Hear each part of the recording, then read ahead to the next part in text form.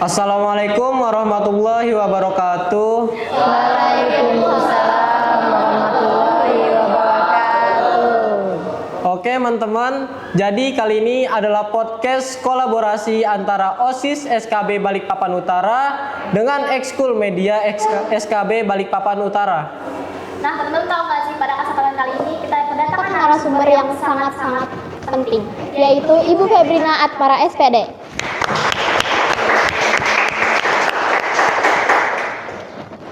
Oke nih Bu, kita langsung izin bertanya aja ya Ibu. Awal mula Oke. Kalau boleh tahu nih Bu, cita-cita Ibu tuh apa sih Bu? Nah, menurut Ibu untuk yang pekerjaan Ibu sekarang udah sesuai apa belum? Oke, baik. Jadi gini, sebetulnya gitu ya, awalnya namanya kita masih kecil tuh pasti banyak punya cita-cita ya, gitu ya kan. Nah awalnya itu sebenarnya saya pengennya jadi dokter, karena dari kecil itu suka main dokter-dokteran. Nah gitu kan. Tetapi ketika kita sekolah gitu ya kan, akhirnya dari sekolah itu saya merasa saya ini suka gitu loh, membantu teman-teman dalam belajar. Nah disitulah akhirnya terbentuk saya pengennya jadi guru, seperti itu. Ya. Jadi alhamdulillah sekarang sudah tercapai gitu ya, sesuai dengan harapan. Saya kuliah pun juga sesuai dengan harapan saya menjadi guru gitu. Jadi seperti itu. Oke. Cita-cita dokter kayak banyak banget ya Bu, anak perempuan yang pengen jadi dokter gitu. Sedangkan anak perempuan yang pengen jadi kepala sekolah itu jarang, biasanya guru atau perawat gitu. Betul. Iya, makanya itu saya bilang kita dulu tuh awalnya pengennya jadi dokter, namanya anak kecil ya, zaman dulu kita suka nonton TV ataupun bermainnya pasti dokter-dokteran gitu kan. Iya. Atau biasa kita bermain masak-masakan gitu kan. Jadi dari doktrinnya orang tua pun juga dulu kan menjadi dokter itu sangat bagus gitu ya kan. Karena doktrin orang tua seperti itu dulunya gitu kan. Tapi dulu itu menjadi seorang guru tuh jarang sekali ada yang mau. Iya benar. Ya, jarang sekali ada yang mau menjadi guru. Karena buat mereka karena menjadi guru itu memang tugas yang sangat berat, ya kan? Apalagi kita memang namanya mendidik anak bangsa itu tidak mudah. Nah, seperti saya bilang tadi, karena kebiasaan saya, kesenangan saya, setiap kalau ada PR misalnya kita tuh ya, saya suka bantu teman-teman saya. Ketika SD, SMP sampai dengan SMA gitu. Nah disitulah jadi ketika saya SMA kita mau kuliah apa yang mau dipilih gitu ya kan. Nah ketika kuliah itu kebetulan saya mendapat mendapat jalur khusus gitu ya yang prestasi. Jadi saya tuh milih apa nih, kita pasti bingung ya gitu kan. Mau kuliah apa nih gitu ya kan. Mana yang sesuai dengan kita gitu ya kan. Nah karena memang tadi saya bilang saya sukanya membantu teman-teman sehingga saya mau menjadi guru. Menjadi guru juga tidak langsung saya mau jadi guru apa nih, itu juga perlu pemikiran gitu kan. Guru apa nih yang mau saya ikutin, karena guru tadi banyak ya. Ada guru SD, guru SMP itu guru mapel ya kan. SMA itu juga banyak mapel-mapel gitu ya kan. Nah, Guru TK juga. Iya, ada guru PAUD juga kan. Nah, akhirnya saya ketika SMA itu memutuskan untuk menjadi guru kimia. Jadi saya mengambil jurusan di pendidikan kimia karena saya suka. Dulu waktu ketika SMA saya itu suka kita ada praktek-praktek eksperimen gitu ya. Itu yang saya suka dulu. Sehingga saya kuliahnya mengambil pendidikan kimia gitu. Jadi seperti itu sih sesuai cita-cita saya. Oke Bu, lanjut. Pertanyaan keduanya, bagaimana awal mula Ibu mengajar di SKB? Ya, oke. Untuk pertama kali di SKB ya, kan sebenarnya tadi awal cita-cita saya tuh mau guru kimia gitu ya kan. Kalau guru kimia, pandangan saya adalah saya mengajar di sekolah formal, di SMA atau di SMK, kan seperti itu ya. Namanya guru kimia gitu kan. Terus terang saya ketika saya lulus itu kebetulan alhamdulillah ada penerimaan CPNS itu di tahun 2008. Nah ketika saya ada PNS itu jurusan pun guru kimia yang dicari sesuai dengan saya gitu kan. Jadi saya udah ikuti seluruh tesnya itu, alhamdulillah ketika ikut tes saya diterima gitu kan, lolos. Nah ketika lolos itu saya tuh bingung, ketika menerima SK saya ditempatkan di SKB Balikpapan Selatan. Jadi saya nggak tahu, terus terang kayak kita ini kalau misalnya orang di luaran ya, kan masih minim tuh tentang SKB ya. Apalagi zaman dulu.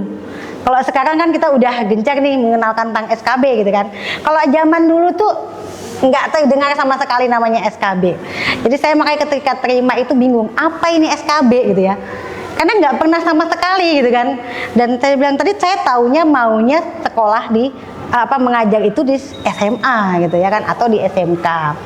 Ya udah saya terima itu, kemudian saya cari di mana tempatnya. Nah jadi pertama kali saya di SKB Balikpapan Selatan yang berada di Gunung Pasir. Nah saya pertama kali di situ. 2009 itu saya bekerja di sana menjadi guru di sana ya. Tapi kalau di pendidikan non formal namanya istilahnya pamong belajar. Ya. Kenapa disebut pamong belajar? Karena kita sifatnya itu lebih ke ngemong. Kalau guru itu kan hanya sekedar kita mengajar, mentransfer ilmu gitu ya kan. Tetapi kalau di pamong belajar itu pekerjaannya lebih berat lagi. Karena di sana kami juga harus mencari sendiri peserta didik kami. Itu awalnya. Jadi pekerjaan pertama kali di SKB Balikpapan Selatan itu tidak mudah buat saya, apalagi dunia baru gitu ya kan. Yang saya taunya ketika masuk kelas saya mengajar gitu ya kan. Tapi ketika masuk di SKB itu berbeda gitu ya kan. Apalagi dengan tidak sama dengan lingkungannya dengan sekolah di formal seperti itu. Jadi itu pertama kali. Jadi saya di SKB Balikpapan Selatan itu dari tahun 2009 sampai dengan akhir 2019. Saya di SKB Balikpapan Selatan, iya, seperti itu. Oh iya Bu, saking SKB-nya ini jarang dikenal ya Bu.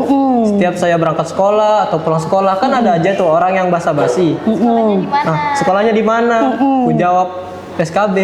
Sekolah apa itu? Sekolah apa itu, betul. Masih jarang banget sih Bu. Betul. Kurang familiar. Iya, sekarang aja masih lumayan gitu ya kan. Ada aja masih yang belum tahu kan. Nah, saya bilang, apalagi zaman dulu saya bilang. Banyak malah. Iya, karena gini, fokusnya dulu dalam pendidikan non formal itu lebih diutamakan ke keaksaraan fungsional. Sama ke keterampilan-keterampilan. Itu dulu fokusnya. Nah, untuk ujian ini untuk yang kesetaraan itu dulu lebih ke ujian persamaan. Jadi hanya fokus kepada anak-anak yang memang belum lulus langsung ujian. Itu dulu seperti itu fokusnya. Jadi memang makanya sedikit sekali yang tahu gitu kan, karena lebih ke memang keterampilan. Jadi untuk masyarakat ada keterampilan baik itu menjahit, tata boga, kecantikan, kita fokusnya dulu di situ. Nah baru makanya ketika dulu 5 SKB di Balikpapan ada 5 ya. Nah dulu yang benar-benar ada proses pembelajaran seperti halnya sekarang itu hanya di SKB Selatan zaman dulu. Makanya SKB lain dulu belum. Nah, belum ada seperti ini gitu. Jadi mereka lebih banyak ke keterampilan-keterampilan gitu. Nah, makanya sekarang ketika saya terutama sudah menjadi kepala, saya ingin mengenalkan SKB lebih luas ke masyarakat bahwa SKB ini sama, setara dengan sekolah formal seperti itu. Jadi kan seperti itu ya. Coba kita lanjut ke soal selanjutnya ya. Kalau boleh tahu nih Bu, suka duka Ibu dalam mengajar di non formal itu apa Bu? Oke. Jadi tadi saya sudah cerita pertama kali ya, namanya mengajar di SKB. Pertama kali dulu saya baru seminggu masuk, kebetulan di sana ada namanya ujian nasional. Ya. Ujian nasional zaman dulu di SKB itu dimulai siang hari jam 1 siang, sehingga pulangnya itu maghrib. Wow. Itu pertama kali, shock juga gitu kan, karena kan kita taunya namanya sekolah pagi, kemudian pulang itu jam 3 udah pulang dari rumah, dari sekolah gitu kan, udah pulang ke rumah gitu. Nah seminggu pertama langsung tiba-tiba kita hadapi ujian, jadi 1 minggu itu kita pulangnya malam terus. Itu lumayan itu, kita kaget, shock gitu kan, kok begini gitu kan, itu pertama kali. Kemudian berikutnya juga menghadapi anak-anak kan tidak sama.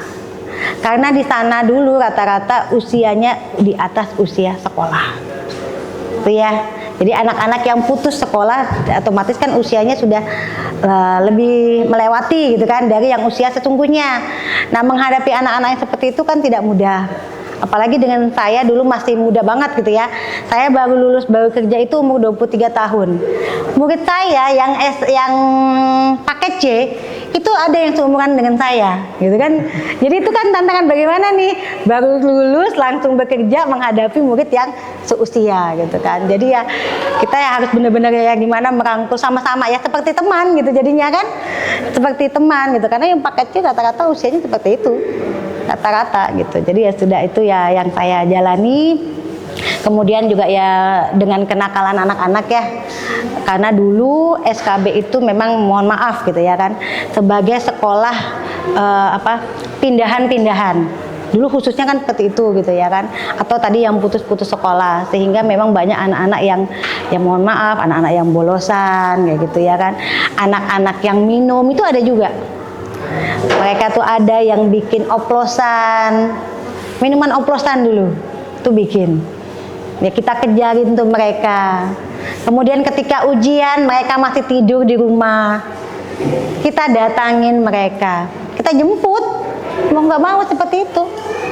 Karena memang iya harus effort. Kita kan kadang memang ya namanya ketika saya sudah ditempatkan di mana ya, saya berusaha bagaimana kita semaksimal mungkin gitu ya. Dimanapun kita berada, semampu kita keluarkan kemampuan kita semaksimal mungkin. Jadi itu ya sudah kita laksanakan, kita jemput mereka ketika ujian. Jadi betul-betul kita ke rumahnya mereka. Datangin satu-satu itu, Bu? Datangin, ada beberapa, nggak semua sih, tapi emang ada beberapa yang seperti itu. Sehingga kita mau nggak mau harus mendatangi mereka. Dan tapi di SKB itu enak sebetulnya. Enaknya di mana? Yang pertama memang saya bilang tadi, kita ketika dengan anak murid ini bisa menjadi teman. Iya. Jadi kita bisa saling ini gitu kan, namanya kita frekuensi gitu ya, sama gitu ya. Jadi sama-sama anak-anak itu kita bisa merangkul mereka.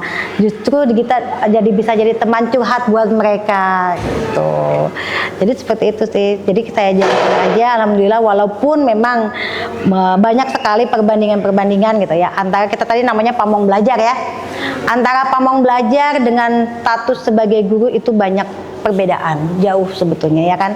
Tapi saya bilang tadi, kita harus menerima dimanapun kita berada, itu takdirnya kita, ya kita jalani sebaik mungkin. Kan seperti itu ya. Ya alhamdulillah, namanya rezeki itu nggak akan kemana-mana. Seperti itu. Nah makanya dengan seperti itu, ya mungkin peluang buat saya, ya alhamdulillah, makanya saya sekarang bisa menjadi kepala SKB. Ya kan? Kalau saya di sekolah formal belum tentu saya bisa jadi kepala saat ini gitu kan. Mungkin saya bisa jadi kepala nanti di usia 50 tahun. Kalau saya di sekolah formal, ya kan? Karena sekolah formal banyak sekali saingan-saingan guru gitu ya kan. Nah, tapi di SKB pamong belajar karena memang sedikit gitu ya. Ya alhamdulillah saya bisa menjadi kepala SKB di usia yang masih muda. Waktu itu saya usia masih 34 tahun. Sudah jadi kepala SKB. Nah, jadi makanya itulah dengan kita menjalani, alhamdulillah ada aja kebahagiaan yang bisa kita dapatkan gitu. Jadi seperti itu ya. Oke. Oh ya Bu, saya penasaran nih. Kan SKB ini dikenalnya sebagai muridnya itu umurnya nggak sesuai sama kelasnya. Betul. Nah, zaman dulu ini banyak gak sih Bu yang kelas berapa umurnya sesuai? Kan dikenalnya ini banyak yang tidak sesuai. Tidak sesuai ya, gitu. Betul. Kira-kira dulu banyak gak? Jadi dulu kalau yang sesuai itu hanya sedikit, karena tadi banyak yang pindahan-pindahan tadi. Nah yang pindahan-pindahan tadi itu sesuai usianya. Jadi seperti itu. Jadi kalau yang fokus memang saya bilang tadi banyaknya itu di SKB Selatan. Kalau SKB yang lain memang sangat sedikit. Kebanyakan tadi yang tidak sesuai dengan usianya. Nah, tapi ya makanya saya bilang tadi, seiringnya waktu sekolah kita di Balikpapan ini, sekolahnya itu jumlahnya terbatas, tapi penduduknya semakin banyak. Ya kan? Karena penduduknya itu semakin banyak, sehingga banyak sekolah yang tidak bisa menampung. Akhirnya alhamdulillah, makanya sekarang di 5 SKB semuanya ada namanya proses belajar mengajar seperti halnya sekolah di formal, sekolah pagi ya kan. Ya. Dan itu pun banyak yang memang sesuai dengan usianya gitu. Jadi seperti itu. Oke, pertanyaan selanjutnya nih Bu. Boleh. Pengalaman Ibu menjadi kepala SKB ini gimana? Oke. Tadi saya bilang saya menjadi guru atau pamong ya di SKB Balikpapan Selatan itu sampai 2019. Kemudian di awal 2020, nah kebetulan memang ada kepala kami itu pensiun. Nah sehingga ada kekosongan untuk kepala SKB gitu ya kan. Awalnya pun saya juga nggak tahu, kita pun juga nggak pernah menyangka gitu ya akan jadi. Tapi kita menjadi kepala ini adalah rekomendasi dari orang-orang terdekat kita. gitu ya kan, sesama rekan kita ataupun atasan kita yang merasa oh ini nih Bu Febri ini mampu nih gitu ya kan, atau sudah waktunya gitu ya kan. Jadi akhirnya ketika awal 2020 maka saya menjadi kepala SKB di SKB Balikpapan Tengah. Nah, ya awalnya saya di SKB Balikpapan Tengah. Jadi masuk di SKB Balikpapan Tengah, makanya di SKB Tengah tuh awalnya tidak seperti di Selatan. Saya juga kaget gitu ya kan, karena di Selatan kan saya punya rutinitas mengajar yang tiap hari pagi gitu kan. Nah ketika menjadi kepala awalnya juga bingung nih gimana nih gitu ya kan, tapi kita harus belajar gitu ya kan. Nah saya itu belajar bagaimana kepala-kepala saya dulu ketika di SKB Selatan itu memimpin. Nah, hal-hal yang baiklah dari mereka itu yang saya ambil dan saya terapkan di SKB saya gitu kan. Jadi pertama di SKB Tengah tahun 2020 sampai dengan tahun 2022.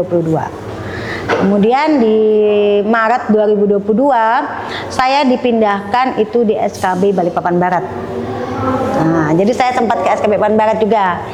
Ke SKB Balikpapan Barat dari Maret 2022 sampai dengan September 2023.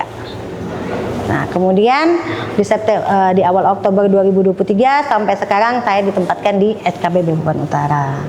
Jadi seperti itu perjalanan saya menjadi kepala. Jadi saya sudah dari 2020 sampai ini 2026 menjadi kepala SKB seperti itu. Jadi seperti itu sih. Oke Bu, selanjutnya nih saya izin bertanya Bu tentang program di SKB Utara nih, itu ada apa aja sih Bu? Oke, siap. Jadi kemudian tadi saya bilang saya masuk di sini ya tahun 2023. Nah, ada memang hal-hal yang saya lanjutkan, tapi ada juga hal-hal yang harus kita benahi gitu ya. Karena namanya setiap sekolah, setiap pimpinan juga pasti ada plus minus gitu ya kan, ada. Karena kita biasanya menjadi pimpinan itu ada yang kita fokuskan, apa yang mau kita perbaiki misalnya, apa yang mau kita tampilkan, misalkan seperti itu. Nah, ketika saya masuk di sini memang saya lihat ada beberapa program yang sudah berjalan gitu kan.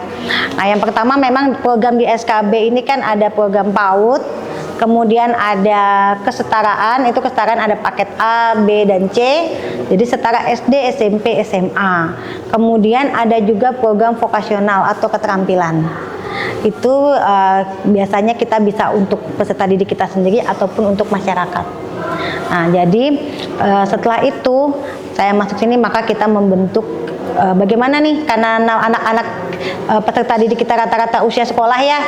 Jadi kan saya ingin kalian itu merasakan bahwa oh sekolah di SKB Utara ini sama dengan sekolah di formal. Ya kan? Bagaimana caranya ini gitu ya kan? Membuat kalian tuh senang berada di SKB. Maka kita membuat proses pembelajaran yang hampir sama ya dengan sekolah formal, cuma beda di jumlah jam. Ya kan, kalau di formal mungkin pulang sampai jam 3, jam 4 gitu ya. Kalau kita cukup sampai jam 1 gitu ya kan. Nah, kemudian berikutnya kami bagaimana kegiatan-kegiatan, menciptakan kegiatan-kegiatan yang sama seperti di sekolah formal juga. Salah satunya misalnya kegiatan ekskul. Ya kan, ekskul kita di SKB Balikpapan Utara itu awalnya kan hanya pencaksilat, kemudian apalagi kayaknya awalnya pencaksilat sama futsal ya kalau nggak salah, awalnya hanya itu. Pramuka? Iya, sama pramuka, tapi pramuka itu juga baru mulai itu awal. Nah kemudian itu belum pramuka itu kita masih hanya mendirikan gudeg waktu itu sebelum saya.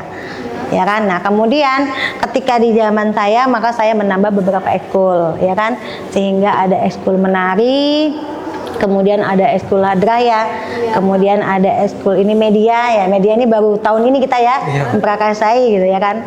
OSIS ketika waktu saya masuk juga sudah ada, tapi memang baru mulai juga. Nah sehingga maka kita lanjutkan sampai sekarang gitu. Jadi kita ingin kalian juga merasa bangga sekolah di SKB gitu ya, karena namanya kita dari kehidupan masyarakat, kita tidak hanya perlu pintar secara akademik gitu ya, tapi juga kita perlu mengasah diri kita dari hal keterampilan, kemudian juga bagaimana mengasah diri kita dari hal sikap, attitude, semuanya seperti itu ya. Jadi nggak hanya kita mengasah secara akademik, jadi seperti itu. Jadi makanya adakan keterampilan ekskul buat anak-anak gitu. Kemudian juga kita hari-hari besar baik nasional maupun hari besar keagamaan, kita juga adakan kegiatan-kegiatan buat anak-anak bisa lebih semangat. Jadi seperti itu untuk program-program kita di SKB. Jadi gitu. Oke, berarti SKB Balikpapan Utara ini berkembang kayak sekolah pada umumnya itu baru-baru aja dong? Iya, betul. Memang baru-baru aja di tahun 2022 itu, mulai awal tahun ajaran 2022 itu yang mau mulai berkembang, mulai merintis. Nah, ketika kita di 2023 ke 2024 itu baru yang benar-benar kita mau memunculkan gitu kan. Benar-benar mau mengenalkan nih SKB, makanya kita adakan kegiatan besar seperti Hari Aksara Internasional ya kan, itu gabungan SKB dengan PKBM, itu juga kita mau mengenalkan nih. Nah, biasanya kita kalau kegiatan seperti itu, maka masyarakat kayak di kelurahan, kecamatan itu kita undangin supaya mereka tahu gitu. Kalau ada SKB. Iya, gitu. Jadi kita gitu, dan kita pun juga ketika setiap PPDB gini ya, kami juga akan turun ke kelurahan-kelurahan biasanya supaya juga masyarakat juga mengenal gitu. Jadi kalau ada masyarakat yang datang ke kelurahan biasanya kan mereka mungkin mau koordinasi apa, nah kita biasanya pasang brosur di sana gitu, sehingga di situ ada terlihat SKB gitu, supaya bisa mengenal lebih luas lagi. Jadi seperti itu. Oke Bu, jadi suka duka menjadi kepala sekolah di SKB Balikpapan Utara ini apa? Ya, oke. Kalau suka duka buat saya gini, nggak ada sesuatu hal yang kita tidak perlu dramatisir gitu ya. Kalau saya gitu ya. Jadi dibilang duka ya saat itu aja, kita nggak perlu berkepanjangan gitu ya kan. Nggak ada suka duka yang benar-benar sampai seperti apa tuh tidak ada. Jadi kita semuanya saya lakukan sesuai dengan alurnya aja, ikuti sesuai alurnya gitu kan. Ya paling namanya kita ini kan berat, menjadi pimpinan itu kan tidak mudah gitu ya. Jadi bagaimana kita menangani, kalau guru kan hanya menangani murid nih, ya kan? Kalau saya sebagai pimpinan kan nggak hanya menangani murid. Benar. Lingkupnya luas, ya kan? SKB ini sebuah lembaga, jadi melingkupnya itu bagaimana juga menangani permasalahan guru, bagaimana menangani permasalahan administrasi, keuangan, semua itu harus dipikirkan. Jadi itu yang memang bikin puyeng istilahnya gitu ya, bikin puyeng itu kepala itu ya begitu. Kita harus bagaimana ini gitu ya kan, mengatur semua itu agar bisa berjalan dengan baik. Itu sebenarnya bagaimana caranya. Tapi kalau dibilang duka banget itu tidak terlalu sih. Artinya kita sama-sama selalu berjuang gitu ya kan. Kak saya selalu di bawah dengan Bapak Ibu guru yang lain, kami selalu berjuang bagaimana nih supaya tidak ada ya hal yang banget sampai kita merasa kok begini sih gitu ya kan. Saya tidak mau seperti itu. Jadi kita selalu mencegah, jadi lebih baik kita bahagia aja, happy aja gitu ya kan. Dengan melihat kalian sukses itu adalah salah satu kebahagiaan kami. Tuh, itu salah satu kesenangan kami kan. Ketika kalian di luar sekolah di lain misalnya, nggak apa-apa, kami tenang gitu. Itu suatu kebanggaan buat kami ketika kalian bisa menempuh pendidikan lebih tinggi dan bisa mendapatkan pekerjaan yang jauh lebih baik gitu. Itu salah satu kebahagiaan dari kami. Terus seperti itu. Ya, jadi begitu. Oke Bu, pertanyaan kami nggak terlalu baik sih Bu, gini aja mungkin. Siap. Mungkin bakal segera kami tutup podcast ini. Oke. Terima kasih udah mau ceritakan pengalaman Ibu, rasa-rasa Ibu, cerita Ibu. Oke, sama-sama. Terima kasih juga sudah diundang di podcast kalian ya. Oke. Sudah. Dengan ini kami akhiri. Sampai jumpa kepada podcast berikutnya. Bye-bye. Dadah.